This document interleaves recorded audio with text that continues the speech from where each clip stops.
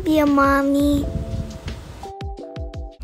Hello! Welcome back to my YouTube channel. For today's vlog, andito kami ngayon sa may Tanay, Rizal. Specifically, pupunta kami sa Maros Place, Tanay. Nabook ko siya through Facebook. Doon yun lang din sila makukontak. So yun, kwento ko lang, ang ginawa namin papunta dito is from Pasig kasi kami. So nag-in-drive kami going to Martesem Resort. From Martesem Resort, yung signage doon sa along the highway. May terminal doon. So, may options kayo kung gusto niyo maghabal-habal or mag-tricycle. Ang ginawa namin is, meron kasi lang in-offer na multi-cab service. So, 400 pesos siya. Tatlo kami. Pero originally, 500 pesos siya. Pero since may sinabay sa aming dalawa, siningil na lang kami ng 400 pesos. May option na habal-habal, 150 siya per pax. And then, tricycle din. Pero hindi ko na kinuha yung sa tricycle kasi yung tricycle, hanggang doon lang siya sa may parking nila. Yung Tere, Sari-Sari Store. Actually, lahat ng mga sasakyan and motor, kung meron kayong dadalhin, doon yung pinaka-parking nila. Unless 4x4 yung sasakyan nyo, pwede siya directly na. Isa rin sa ina-advise nila is magdala na ng pagkain kasi walang malapit na tindahan sa kanila. Yung Tere Sari-Sari Store lang. So medyo malayo siya dito sa resort mismo. So much better na bumili na kayo ng mga kailangan doon. Complete naman yung mga nandun. And syempre, ox na magbaon pa rin talaga. By the way, yung nabook nga pala naming cabin is yung black cabin. So, 2,900 siya per night for 2 packs. Free na yung anak namin. Pero originally, 3,500 siya. Good for 2 packs. Add 400 per extra person. And 22 hours stay siya. Check-in is 2 p.m. Check-out is 12 noon.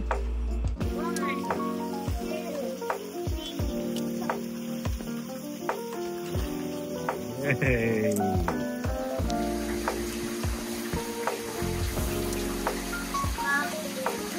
Yeah. Thank you, Jesus Life. Dahil wala kami pamaypay. Sobrang ganda. Worth it puntahan, guys. Dahil medyo struggle sa pagpunta. Pero, paradise na lang. Ensalada. Yams.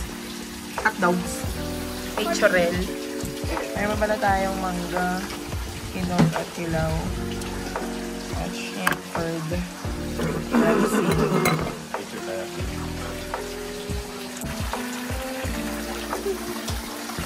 Sining kayo. Video ta.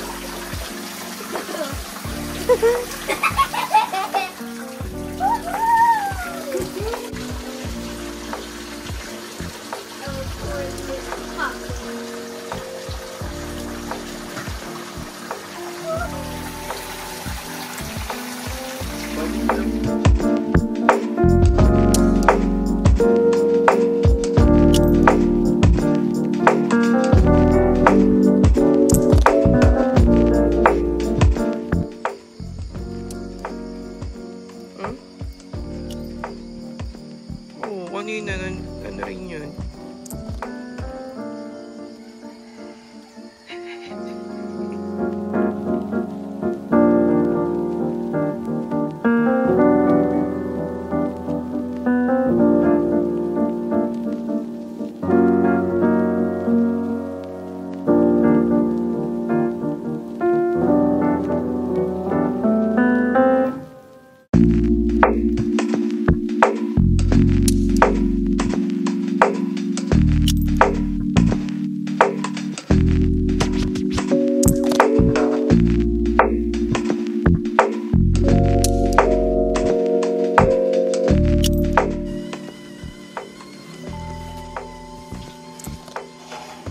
Corned beef at ang asli.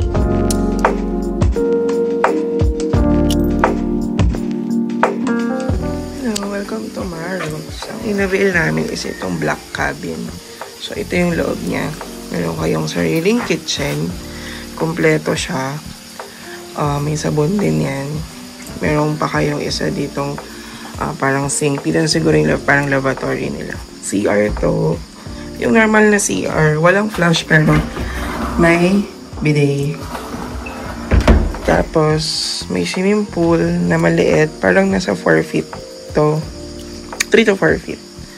And then, may net. Pwede kayo dyan. Kaya lang basa. Kaya hindi kami nag-try. And then, ito yung view. And then, merong second floor. Mamaya papakita ko sa inyo.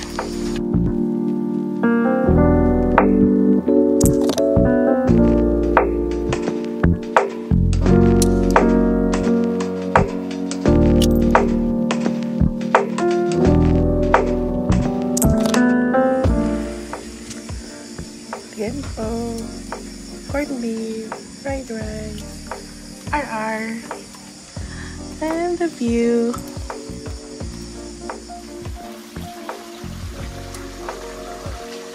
Okay. Hello, Nate. Daday. Here's the gate. Ito yung second floor.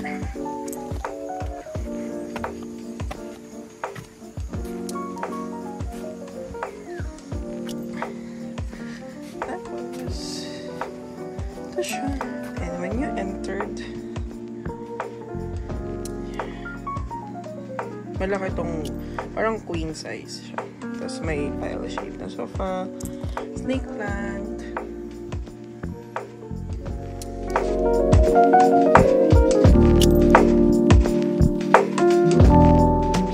Check-out time na. So, nag-early checkout kami ng 11 AM. Naghabal-habal ride kami. Pero supposedly, dapat multi-cab. Kaya lang hindi available noong time na mag-checkout kami. For the experience lang, last night kasi sobrang maulan. So, ang dulas ng daan and maputik talaga. Ito yung sinasabi ko sa inyo na terminal. Dito yung habal-habal tsaka yung tricycle. Katabi lang to ng Martesem signage. Along the highway lang kung makikita nyo. So, papasok lang siya. Nasa kanan side yung Martesem.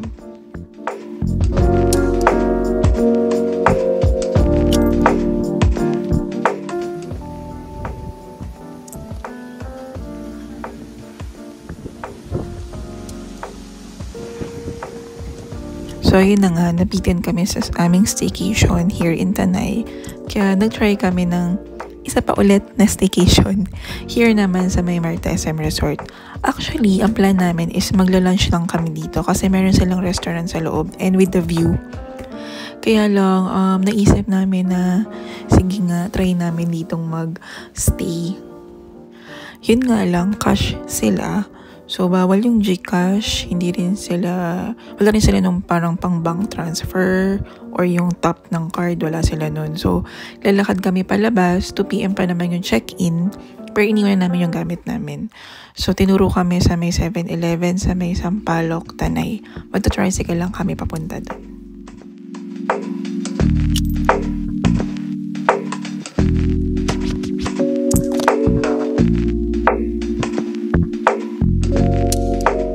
O nga pala, medyo malayo-layo lang yung lakarin ninyo. Mga 3 to 5 minutes para depende pa rin sa paglalakad.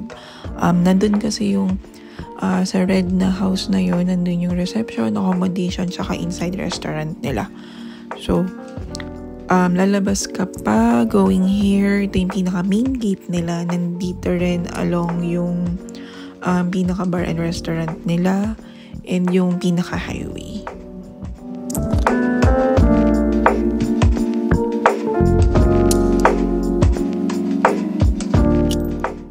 Okay, so hindi na ako nakakuha ng video nung nandun na kami sa pamilihan nila sa may Sampaloc area. Thank you kay kuya kasi hinintay niya kami tsaka tinur niya kami dun. Kasi sobrang daming tao sa 7-Eleven, isa lang yung ATM.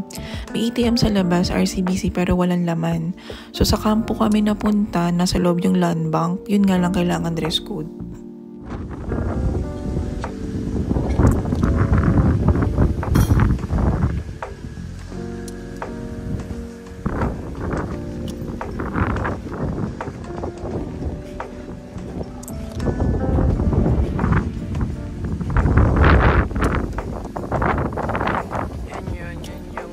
Dyan kami mag-stay. Ang name niyan is yung basta yung meron siyang siya sa couple.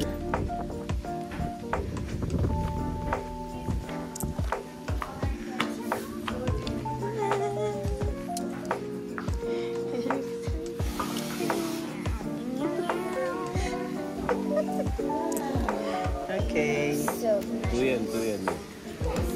no. One. Just don't get the other one.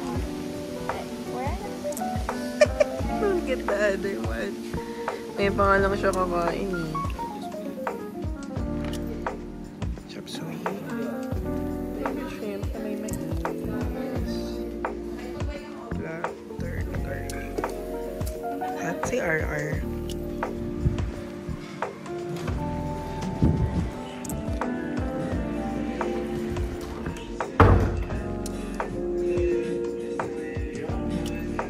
Meron kaming couch, TV, may table, may fridge, may closet, CR, merong hot and cold, and a balcony.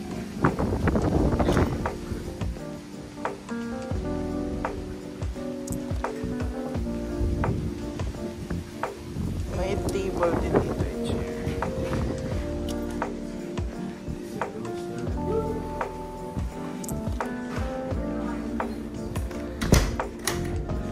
Yung fridge nila, gumagana ngayon ng luma na, pero malamig. Pwede ka nating i-ref yung ano? Yung pine tree. Solo namin ang swimming pool. Ilang feet to kay Nate? Parang, 2 feet lang. Malalim dyan, baby.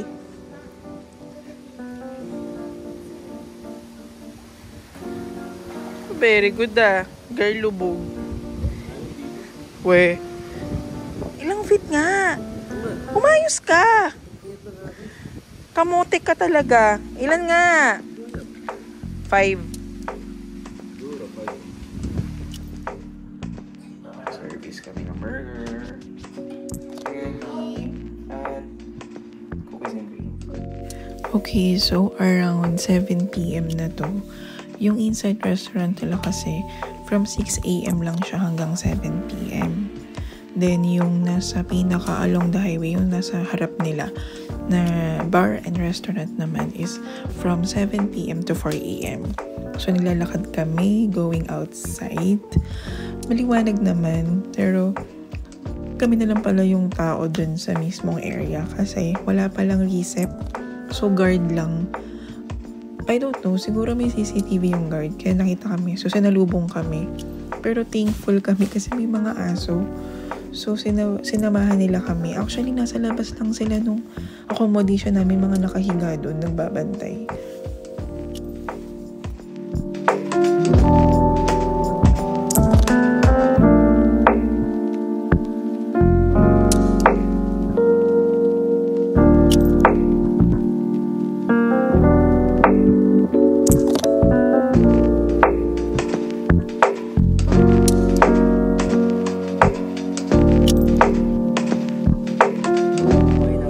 Kapag ano, nagpa-flash siya. Oh, 7. Pag close down nila, ito na yung mag-open. Kumakain.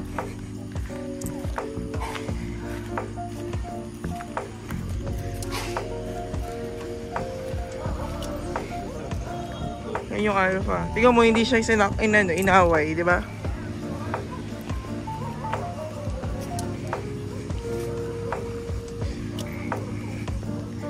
Thank you, doggy. Nasis mo kami. Nagpa-flash yung aking phone. Yan, dyan na tayo. Yeah.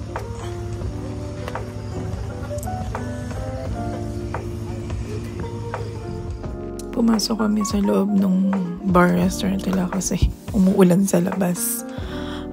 Here sa outside restaurant nila, nag-accept sila ng GCash.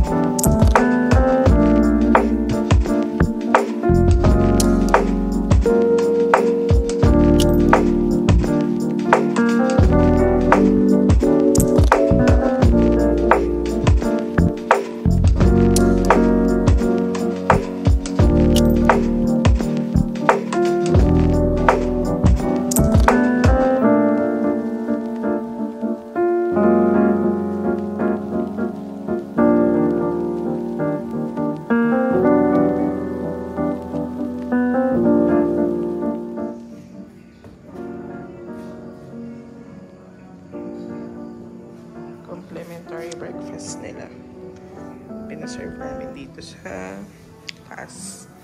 Ito yung room namin. May isang room dito pero walang tao. Tapos ito yung common balcony. Dito lang kami nagpa-serve ng breakfast para maganda yung view. Diba? Paris. Tapos sino to sila? Sila. Leftover pizza lang yung medyo. May leftover na fried rice. Then, dalawang kami. Tapos may hot chocolate siya. Burger ako. Go! Kaway ka, Dad.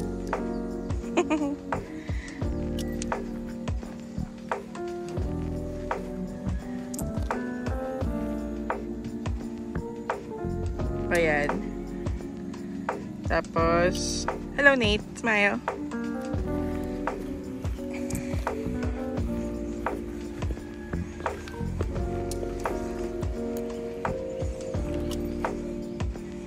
Oops.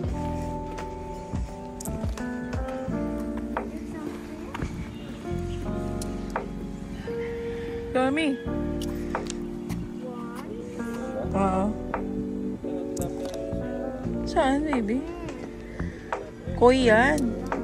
Ayaw nga, no? There's a pond. Pangasawa ng koi. Oo, dami.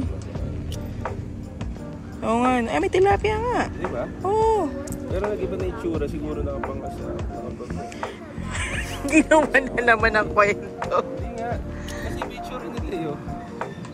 Parang may batik-batik na iba. Bakit? Ganun ba yun? Di ba nabubuntis lang sila sa feeds? Diba?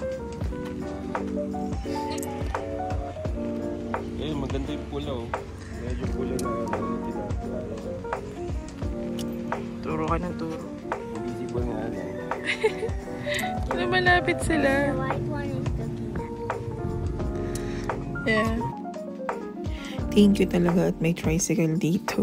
Namuti na yung mata namin kakaintay sa jeep pero wala. Sabi every 30 minutes daw may jeep. Meron nga pero hindi yung papunta ng Kogyo. Ang pamasahe namin dito or ang binayaran namin is 800 going to Kogyo.